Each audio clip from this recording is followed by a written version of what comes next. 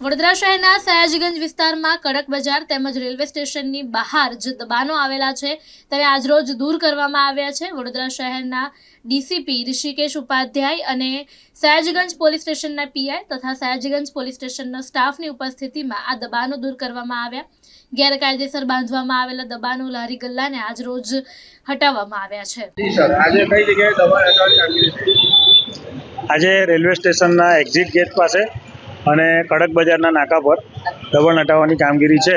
Sayajiganj police station, traffic શાખા અને આ બધા ડિપાર્ટમેન્ટને સંયુક્ત ડ્રાઈવ આજે કરેલો છે અને 3 ટ્રક ભરીને સામાન જપ્ત કરેલો છે। રોડ પરના જે છે લારી ગલ્લા અને પથારા એના દબાણો આજે દૂર કરવામાં આવે છે। ના, અત્યારે તો અહીંયાનો ડ્રાઈવ છે।